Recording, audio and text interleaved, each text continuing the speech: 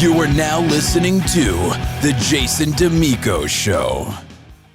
Greetings, folks. Welcome back to The Jason Damico Show. So glad to be back. And this guest is someone, if you're familiar in the blues community and you follow the blues and rock and roll, you're really you're in for a treat today. And you probably are aware of this man's work and legacy in what he's done for the blues community.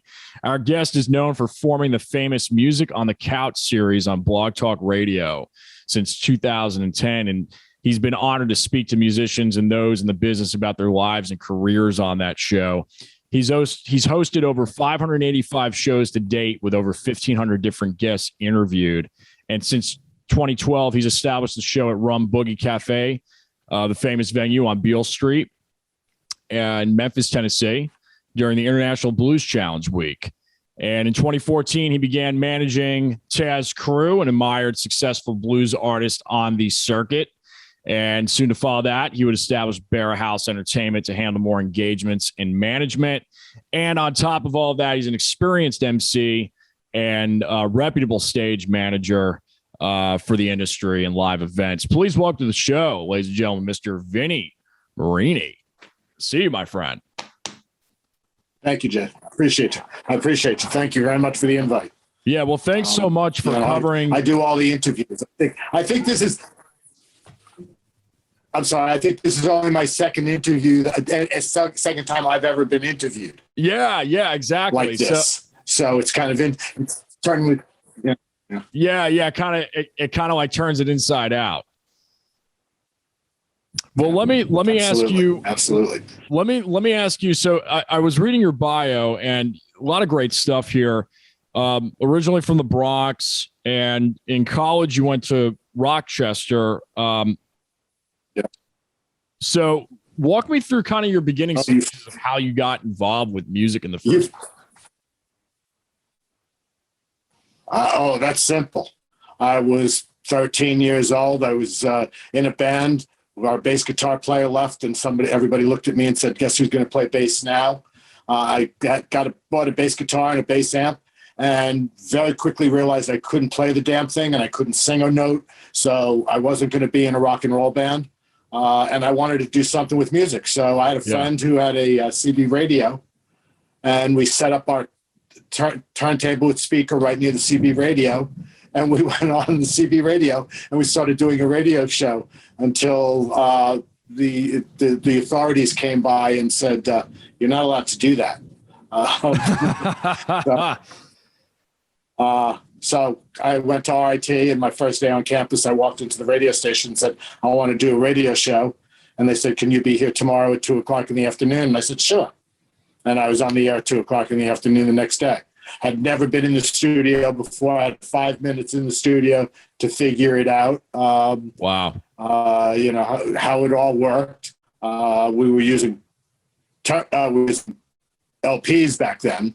Yeah. We're talking 1972. I'm an old guy. But it was a great radio station. We had probably 7,000, 8,000, 9,000, 10,000 albums. We had music by everybody that you could want. I found so much music in that library. It's, how I found Zappa. Wow. And the like. But so that's how, I stayed in radio that way and got to play the music and got to do some interviews while I was in college. And were there any influences on air personalities that inspired you, or was it really just it sounds to me like you were a natural, quite honestly, just kind of got thrown into it. And then like, how did that process work? For me, it was anybody that was on WNEW FM. Okay. That was the radio. That was it. Allison Steele and Scott Muni, and the way they talked about the music and the way they told you stories about the music. It's what I wanted to do, and it's what I'm doing. What I'm doing now. I think it's more. I love playing music, and that might happen. And that might happen in another form very shortly. But when I do that, I always look for themes when I'm putting my sets together. I don't, it's just to throw music together. Sometimes, yes, That's fun too. But I'm always looking for some sort of a theme, something to make people think about it. Yeah. The same song by 7 different artists in 7 different genres. Gotcha. And basically, so communicating the same idea, but in a different sound and a different song and a different style. Sure. Well, it's the same, I can go through my library of 80,000 songs and find, a song where 5 different people have done it, who have done it totally differently. Wow. Whether, a pop, rock, heavy metal, there might even be some done with country. Talk to me about your affinity with the blues, and as far as how you got into it, because it's obvious you're dedicated to the blues. There's no doubt. I mean, you've been at the IBC for years now and supporting artists of all statures. I mean, low tier, high tier. It's amazing what you've done. And was blues always there for you in the beginning, or how did that come about? I guess it was, but I didn't know it in some ways. I was probably 14 or so, and it was 1970, so I was 16. The Allman Brothers' second album, 71. The Allman Brothers' second album came out, and it was a song called Hoochie Coochie Man, and it was by this W. Dixon. Yeah. And now there was a Dixon that was one of the roadies, but his first name wasn't a W. There was nobody in the band named W. with that name, so I wanted to figure out who the heck it was. Right. And I ended up in the public library, and I was going through the card files, and a very helpful librarian walked over and said, "Son, is there something you're looking for? You look a little frantic, and you've been looking for a while." And I said, "Yeah." And I said, W. Dick. She said, "Come here." And she brought me over, and she found the card for Willie Dixon. She knew who he was.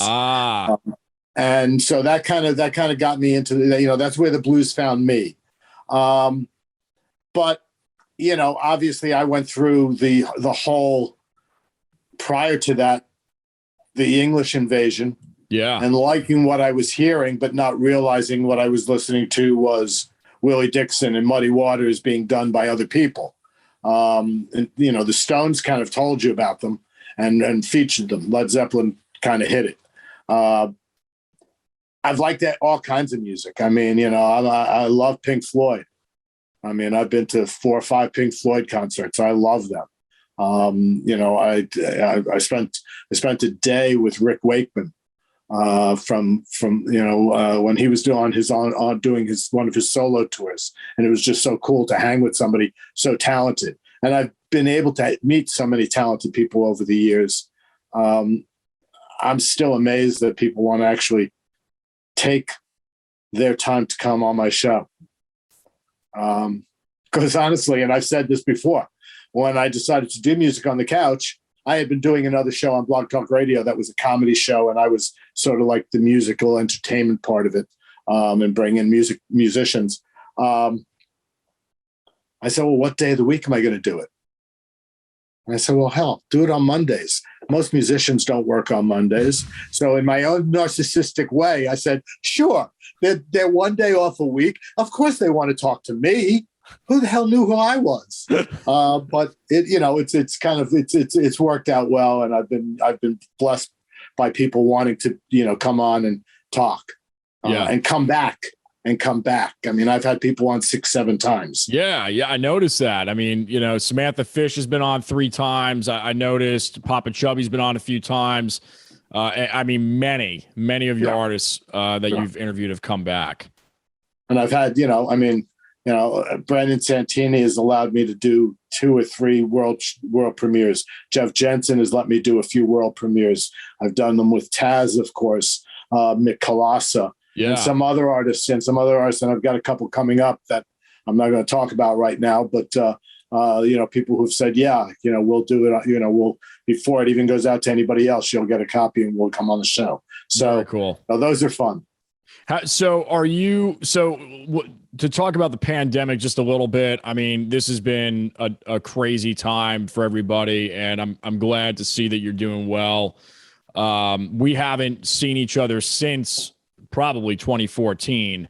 Right. My question for you then is, what's going on in 2022? Are you guys planning on continuing the show in person again, or what's that looking like for IBC this year? I will not be at the IBC this year. Okay. They've been told there was no room for me this year. So I'm going to be, I'll wait until next year. Gotcha. We'll move on from there. You mentioned the pandemic.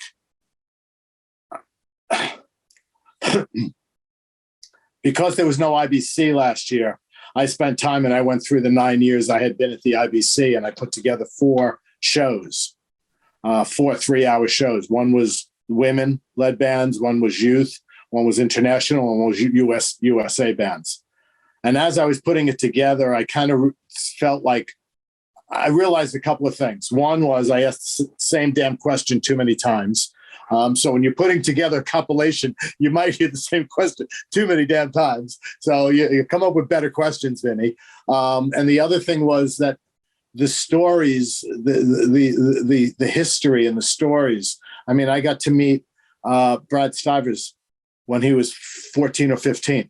Wow. He's now traveling the world, playing and, just, having a great old time. There's been a lot of young artists I've met who have gone on to better things. Even regular artists who have gone on to different things, just the history of it.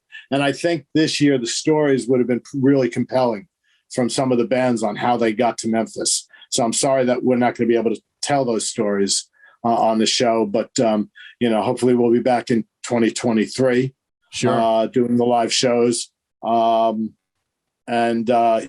do feel like this last 20 months has been the most important shows I've done out of the last 12 years, because I've been able to give, doing the shows, but enforcing the fact that you can't walk up to the stage and drop your $20 in the tin can and walk away with a CD.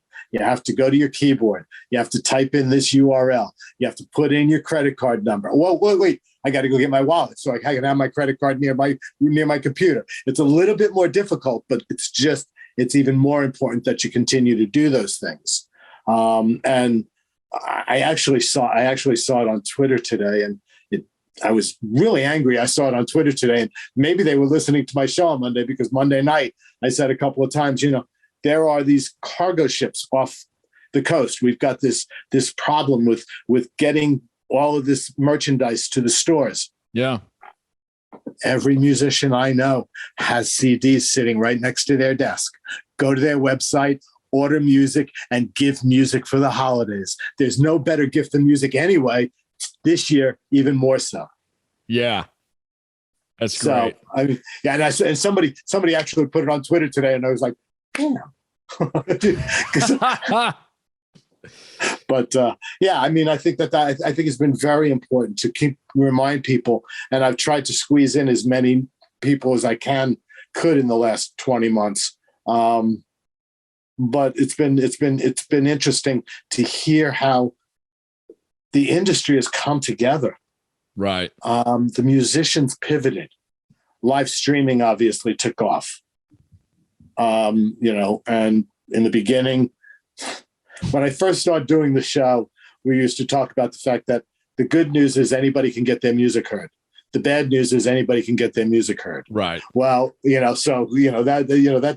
was the joke we used to tell. When the live streaming started, some of it was good. Some of it was not good at all. And people realized, okay, I got to actually go out and spend some money to do this. A lot of people started doing live interview shows, and people said to me, well, aren't you going to do, video? And I don't like to do video, and I'll tell you why. Because everybody's looking behind me trying to figure out what's on the wall behind me while I'm talking, and they're not listening to what I'm saying. So if it's just audio, you're listening to what they're saying. So it's one of the reasons I never went to video. Yeah. But I really think it's been important to get the word out and to make sure that people realize that these musicians are hurting. And, you hear about the service workers, and I feel for the restaurant workers, and I know people in that industry, but they're working. Yeah. Musicians did not work at all for so many, many months. Starting to come out now, but it's still difficult. You know, I know a lot of bands who had records ready to come out in March of 2020, April of 2020, and they stopped and they didn't put them out. This is only going to last a couple of months. We'll wait. Well, you know, August, September, October came, and they started to put them out because they realized people needed music. Yeah. You know, there's a lot of music that came out right before the pandemic. People never got to tour behind it. Right. And because they're artists, they started writing again, and they ended up back in the studio. So they've now got a new album out. So they've got albums out there that they've never toured behind. Right. You know, never been able to really play in public a lot of that music. So it's been a difficult time. Recording has been difficult. The stories that I've heard about recording, Dennis Jones out in LA, his band was in 8 different time zones when they recorded. Yeah. You know, just the technology that everybody decided to use, and people were able to make money because their friends were recording, and they would say, "Hey, can you lay this down for me? You know, pay a few $100s, whatever it is." People were able to. They went out and bought equipment, so everybody's got their own mini studios now. Right. You know. Right. So I just the pivot, I think, has been real important for the industry. And now I'm just hoping that we can get the clubs back open and we can do it safely. You know, I live in a state where pandemic ended a year ago. Ask our governor, he'll tell you. You know, but no matter what you think, you know, I just got home from Germany, and they're very serious about protocols. Right. And it was comfortable to be there. You know, clubs, I'm about to sign a contract on a show down here that I'm going to put on in April. I've got to sell out. You know, I've got to sell. It's a 300-seat theater. I need to sell 280 seats, or else, you know, it's not worth it. So I need, you know, I'm hopeful that people will start to be smarter, and this thing will start to calm down a little bit more, and we can start the entertainment industry. You know, and I'm obviously we're talking music, but we're also talking plays. We're also talking, you know, any kind of entertainment. It's just been decimated. Where do you see it going from here? Hopefully that's not a redundant question, but, you know, what, in your opinion and your experience, is what we've seen? Well, we'll find a new normal. We're not going back to normal. We're going to find a new normal. That's all there is to it. I think that you're going to see, I think in some areas of the country, you're going to see venues that are going to have vaccination only shows where you've got local governments that will allow this to happen. And it's happening now, Chicago, New York, you know, in a lot of different places.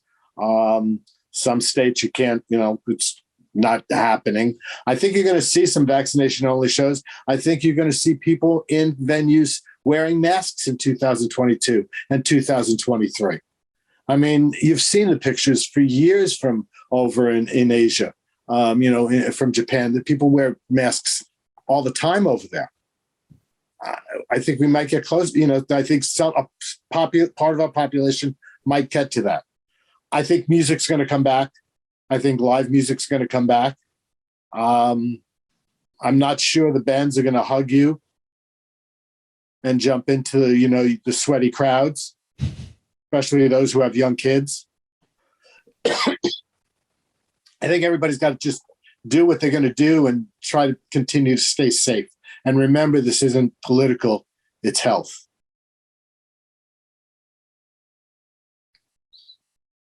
Yeah, it's really, it's a debacle, you know, and we've seen this before in human history. It's amazing that it's happening now. You know what I'm saying? Like, at least we have technology. It's just very part of the problem. Part of the problem, we have technology. You know, you've got people who can put something out there and it's out there and it's in 10 million people's homes immediately. And part of that population is going to believe it without thinking about it because well, it's there. It's got to be true. You know, I mean, I laugh at the videos of people who stick spoons to their arms and say, look, I'm magnetic because I got the vaccine. You know, no, you know, but, you know, and I know a few people who live in that world. They live in that world, and you know they're not really in my world, within my world any longer because I just can't put up with it. Right. But they truly think that this is, you know, this is it. They, you know, the pizza place, you know, they believe a lot of that stuff. Right. I don't want to stay on the political end of this. This is more about music. It's just yeah. Well, we'll shift over to management. You've been working with Taz Crew for a while now, and you know, good friend of ours, Sonny Rock, obviously. Right. I believe he's still playing drums with Taz, as far as I know. Not at the moment. At the moment. Okay. We there was actually an announcement the other day regarding, you know, it's now just Taz Crew. The Tortured Soul part of the name is gone. We're moving on from that. It's just Taz Crew. The band is going to look different than it has in the last few years. The music's different. The players need to be different to play the music that's coming out. A little bit of a shift, a little bit of artistic shift. Yeah, absolutely. I got you. We broke ties with our booking agent, which puts a little bit more onto my shoulders at the moment. Right. But it was all stuff that was needed for us to move forward. You know, when we saw a lot of potential in the 10 days in Europe that we hadn't thought about. And so it's, you know, I'm honored to be able to be a part of what he's built. Yeah. And what he continues to build. So, yeah, it's great music. I mean, you've obviously had your hands in different aspects of this industry. I'd love to get your opinion as far as what stands out for you with certain artists. You've interviewed a tremendous number of them. As far as the ones that really stand the test of time, maybe before they really popped into the blues mainstream or, you know, blues rock mainstream, and you were able to kind of get a sense of the momentum that they were building. What were some of the key aspects that would stand out, like some of the trends that you would keep seeing over and over again on your show, or, you know, managing and so on and so forth? You know, within the blues world, I mean, you know, here I go again with my umbrellas. You know, you've got those little cocktail umbrellas, and people say anything under this is the blues. You know, and every size umbrella, people, you know, only this is the blues. Mine is like a 3 or 4 times size beach umbrella. Right. There's a lot that fits under there that is blues, but there are different segments of blues. Mm-hmm. The other night, you know, I had Chris Barnes on, and we were talking about his new album, and you know, his first 2 albums were very much, you know, hokum blues, which is just a certain segment of you know, old 30s, you know, 1930s, and you know, very sensual, very sexually oriented, and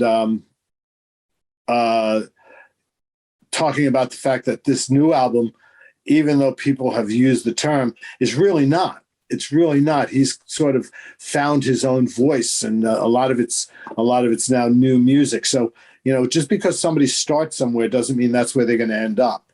You know, there's a lot of different ways. Taz is a great example. I mean, he's touched on different areas of the blues genre. You know, Mike Zito, Damon Fowler, you know, has so many different types. You know, Victor Wainwright, you know, who I've known since 2011. You know, we were talking when he was in St. Pete recently, and I said, remember the nights at Rum Boogie on Tuesday nights where it was him, Greg Gumbel, and Josh Roberts, a name that most people will not know, but one of the greatest slide guitar players you'd ever hear. He's a kid in Memphis, just never went far. But these 3 would just sit there and play for 3 hours to 5, 6, 7 people. just doing whatever came to mind. Some jamming, some riffing, some jazzy kind of stuff. They'd play songs, they'd change it up. To watch how he progressed over the years, and what he's doing now is pretty incredible. I feel like a real pleasure to have gotten a chance to be on part of that ride. We spent an afternoon together at his house one time making my homemade gravy, meatballs, and sausage. Oh yeah. And then we sat and we did what ended up being 3 hours of talk just about his life and stuff. And it was a lot of fun to do. That's just, to me, it's just, like I said, I all my interviews start with the same two questions. And then from there, we just sort of go based on how their journey was. And I'll ask a question and say, talk about that next 10 years of your world and what you learned, and let them talk. I try not to talk as much as I can. Sometimes I probably talk too much. Today is an example. Hey, look, we got two Italians here, so there's going to be some hands flying and some, some good talk. Yeah. So. I love it. Barrel House Talent. Yeah. The founding of it, why you did it, was it just because it needed to be done, or did you really want to expand into a new niche in the career? I'm curious to see about that. I think the major reason why it was done was because I had been doing everything under Music on the Couch, and I realized that I needed to move it apart and keep Music on the Couch as the show, the live stream podcast. For some reason, I've got a hard time saying podcast. I don't know why, but me too. I'm not. It's a show. I'm a live streamer, and then it gets archived. That's how I say it. It gets archived. So I needed to break that apart.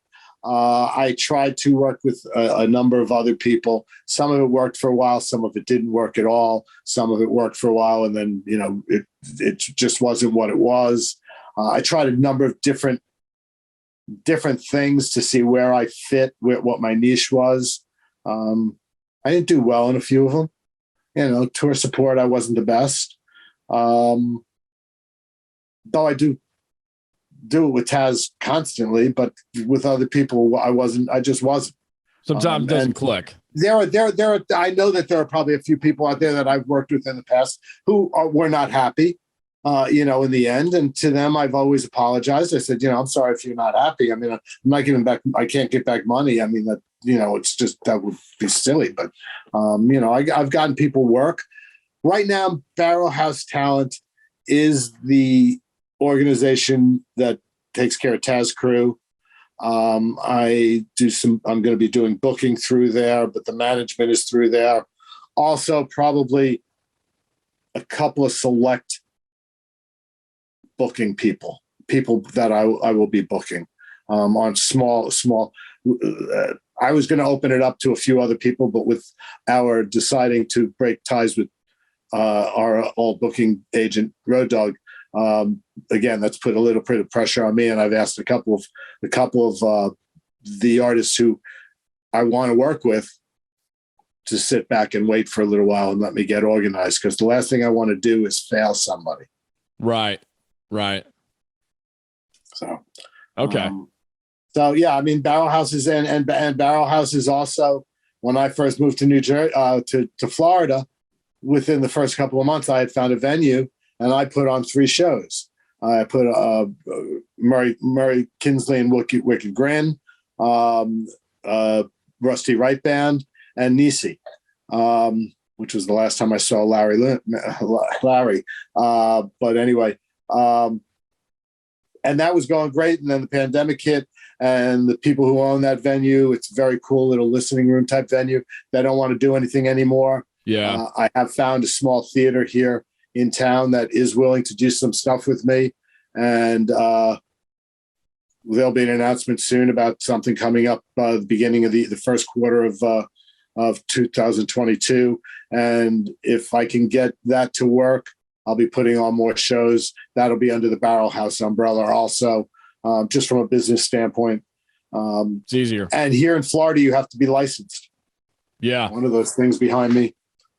That's License for management talent agent, talent agent agency. Yeah. Talent agent. And there are a lot of people who book here in Florida that don't know that.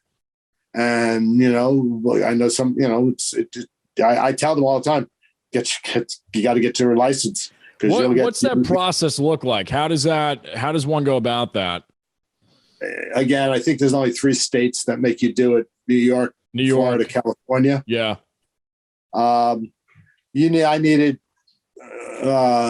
declarations by three or four people, you know, who have known me more than 5 years.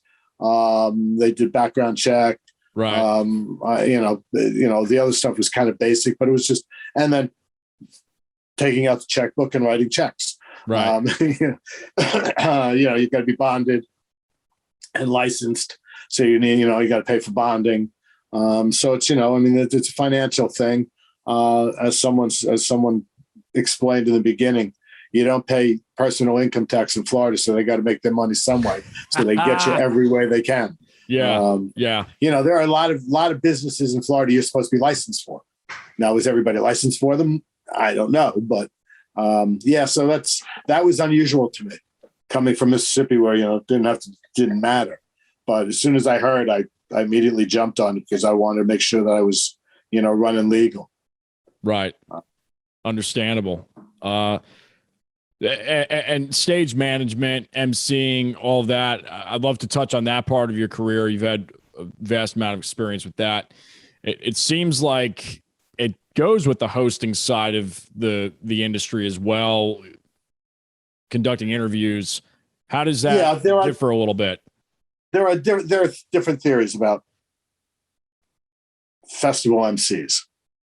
There are those who will get up there and say, Taz Crew. Right. Then there are someone like me. I'm going to introduce you to every member of the band. And if there's something special about them, I might mention it to you. Because I feel my role is to give you a little bit of an idea of what you're about to see and hear. I'm not talking about 10-minute introductions. I'm talking about, 3-4 minute introductions that are happening that start while they're continuing to do stage setup behind me. And again, working with the crew and I did it for a number of years with a festival out in Texas. And it started with me being just there to do my show and me saying to them, gosh, you got some great bands here. It would be really nice if someone knew how to introduce them. Yeah. The transitions. The next year I was there and I opened the show and they had a local station. This woman stepped on stage before the band could even start. And I had told the band, when I mentioned your name, you hit that first beat, you go. Well, I mentioned their name and then all of a sudden this person started talking and the band kind of looked at me and I turned around and went, it was just a total cluster. It was just a total cluster. I went to the owners of the festival and I said, that can't happen anymore. I won't do this. And they said, no, she's gone. And I got a friend of mine who runs the Ann Arbor Blues Fest now. A couple of years ago, it was the 50th anniversary, and he invited me up to just come hang out and do what I could do. And it ended up that the guy that was supposed to be his main MC just never showed up. Wow. Hadn't heard from him in like a week. So I grabbed a bunch of 3x5 cards because that's what I use. I use 3x5 cards. I write down the information. I'm right there with my 3x5 cards. People laugh about my 3x5 cards. I was their MC. I've done it, Oxford Blues Festival, a number of others, some special events for people that, have asked me to be part of it. My role in that situation is to just make sure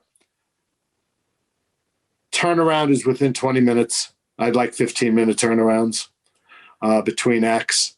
Right. And that the audience gets a little bit of information about the act that's about to come up, and the act that's about to take the stage gets the introduction that they deserve, and they're pumped up. It drives me crazy to walk into a local bar and have a band walk up on stage and just start playing. Right. There's no one in that management or in that bar that can come up there and just say, hey, the Jason Damico band. There's no reason a band in any venue, any situation should ever come up on stage and not be introduced. It's, it's crazy. That's a great point. That's a great point. Yeah, it's I've done it for a lot. I go to shows and I'll say, and I'll know the venue doesn't do it. And I'll say to them, would you like to be introduced? We'd love to be introduced. Yeah. No, they've never said no, thank you. Yeah. I go to the management and I say, I'm going to just introduce the band. Do you have a problem? Not at all. Even if you're just a spectator. Yeah. Yeah. Well, somebody. I'm for me, I'm a little bit fortunate because most of these venues know who I am. Right. So at least I've got a little bit of credibility walking in. I think if you didn't know who the person was and they walked up and said, I want to introduce the band, you're really not going to jump on that. Of course. But there are a lot of venues where the owners, that's their gig. They love it. And that's fine. And I applaud them for it. And I let them know, I said, this is the way that a venue should be run, that you give the love to the band and show respect to your audience by giving them a little information. It's a success. That's great. That's an old school methodology that never gets old. By the way, I love the shirt. I don't know what type of design that. I really am digging it. It's a Robert Graham. Very cool. Yeah. Very cool. This is actually one of my newest Robert Grahams. It's called All the Noise. If you see, where is he? Where's the bass player? Is he up here? Yeah. Can you see the bass player? Yeah. You can see the silhouette. He shows up a few times. There's a lot of embroidery on it. All of this is all embroidered.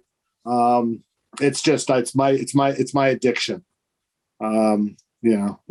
You spend $200+ for a shirt. That's my addiction. That's cool. While we're on the festival and emceeing thing, I'd love to hear just like a best and worst story real quick. If you have a real highlight and then a real cluster, besides what I guess you already kind of described a cluster earlier with that situation, but any really highlighted, any moments that are very highlighted for you, very memorable, Being able to be on the stage for the 50th anniversary of the Ann Arbor Blues Fest was pretty cool. Yeah. To just introduce that lineup of guests. I did do 1 year festival in Texas. The Ghost Town Blues Band was one of the guest artists, and actually they were the closing act on Saturday. And they do their procession. And they, I said to them, where are you starting? They went, oh, that back there. So I knew there was a while, I had to do an introduction for them. So I took it real slow with each introduction of each of the players as they're marching through the crowd and coming around. Matt Isbell had just had his daughter the Saturday before. I mean, she was born and he got in the car 2 days later to do this trip they were on. So I was able to talk about that, and I was able to give them Ghost Town Blues Band just as they walked up to their microphones on stage. So it worked out really well. The timing was really I was lucky as shit, but it worked out well. I've had two instances where I've had to pretty much walk on stage to stop a band. Wow. They got their 10-minute warning, and now we're 15 minutes later. No. Yeah. No. And I'm standing off stage looking at them, and they know I'm standing there. And I've got my wireless mic. And on one of them, I walked out, and it got to a low point of the song, and I walked right out. Ladies and gentlemen, a big round of applause. And they were pissed, and I looked at them and I said, fucking sorry. There's 4 acts on after you. Yeah. And you go 20 minutes late. What happens? I said, and we had a cutoff time. We had to be done with the by 10:45 or 10:50. Noise ordinance or something, right? Yeah, the local audience. We were on the city street. Yeah. With the stage was in the city street or on the city park, right there. So yeah, I mean, it was just, and the fest, they immediately went to the festival owners, and the festival owners said, "Did you see the 10 minutes?" He said, "Yeah." "Did you see him standing there saying, 'Yeah, you got what you deserve'?" It's on you. They were not invited back to that festival. Yeah. In the years that followed. It's just, you have to have respect for, the festival. This isn't a local bar where you can go, an extra 20 minutes and the bar owner is going to sell another $200 worth of drinks and he loves you for it. Yeah. It's a different animal. Love the stories.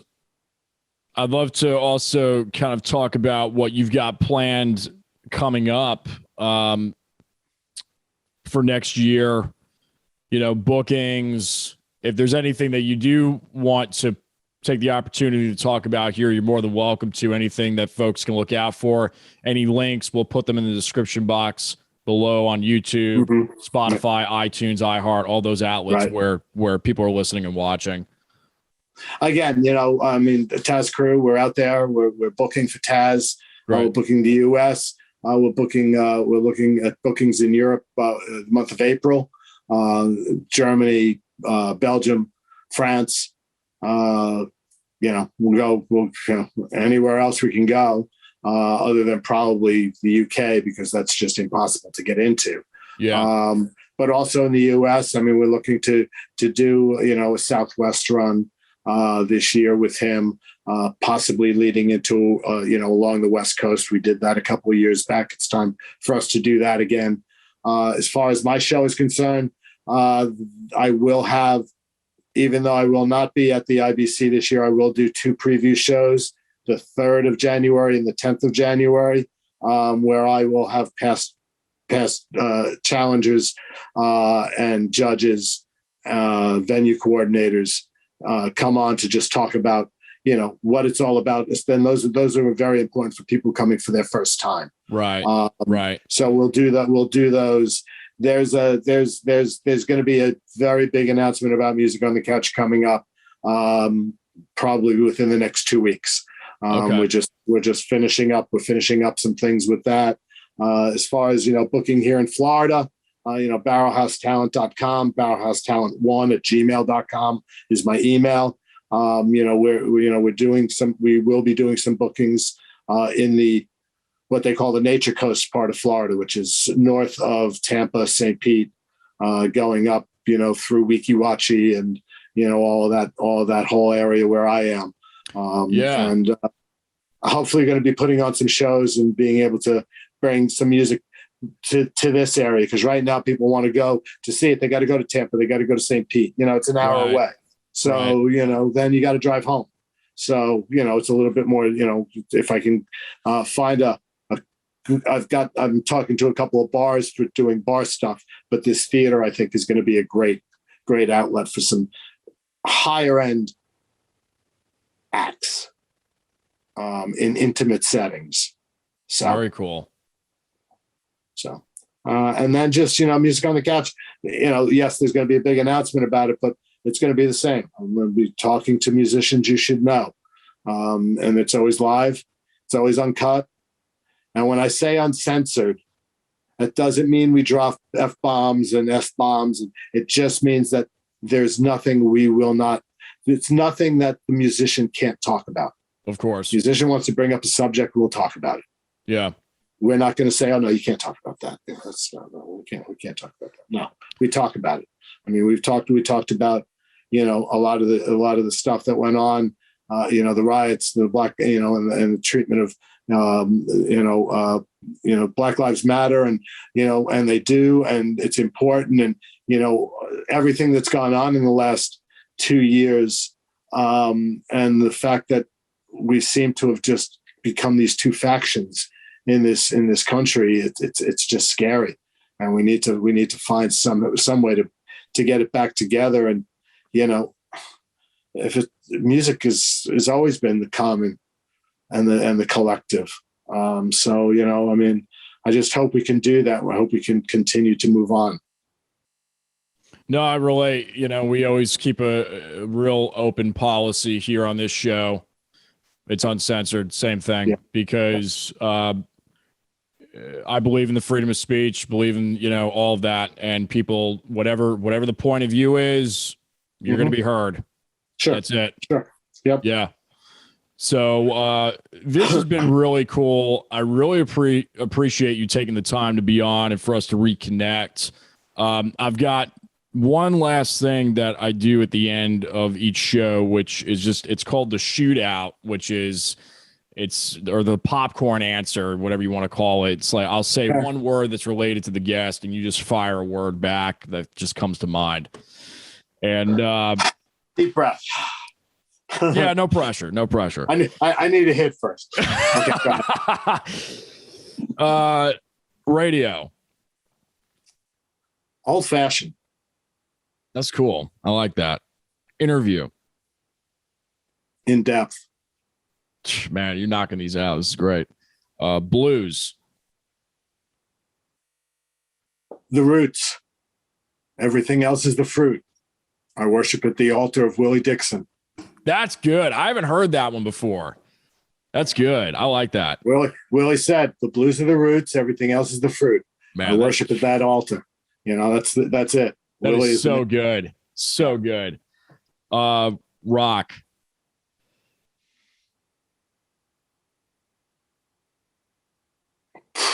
So many words just went through. Immediately I thought roll, but that works. Offspring. The offspring of the blues is rock. Right. Child. Music on the couch. Not touching it. Not happening. That's for anybody. That's for the listener to decide. Right. Memphis. Home of the blues. Sorry, it's not one word, but it's okay. New York. Home. Florida. It's here. Stage. Beyond.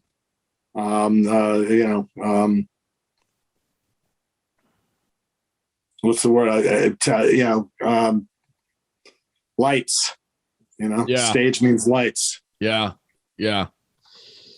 Well, that's what I have on the list. I ask everybody this question at the end, which I'll also ask you, which is if you could go back in time to your 15-year-old self, knowing what you know now, what would you tell him? Go to school for communications, not for print management. And, the end of my freshman year at RIT, my dad said to me, hey, when I had, I missed my finals because I had an appendicitis attack the night before finals. Oh, boy. So I had to take my finals when I came back. So my GPA pretty much sucked. And we knew it was going to suck anyway. But Dad said, hey, you want to get out? You want to go to any communication school? You want to go to Syracuse? Go anywhere you want to go.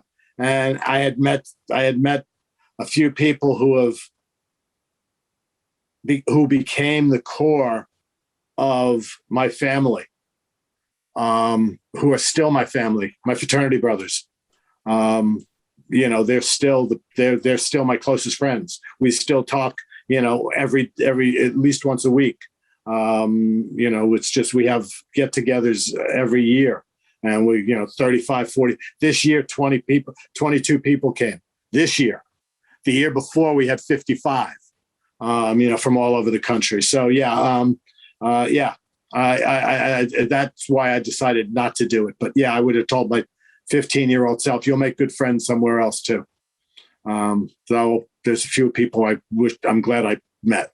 They've been important in my world. That's what I would tell them. Don't waste your time with that print stuff. Yeah. So this has been great. Anything else that you'd like to kind of tag on as last words before we wrap up? No, I appreciate it again. I really do. Again, it's different being on this side. Being on the couch. Yeah, and I've only had, I've only really done this maybe once. Maybe there might have been another time, in all these years that somebody has said, "Well, I want to interview you." So, it's an honor, and I appreciate you. And Thank you. like I say at the end of all my shows, be happy, be safe, spread love and not hate, and share the blues. I love it.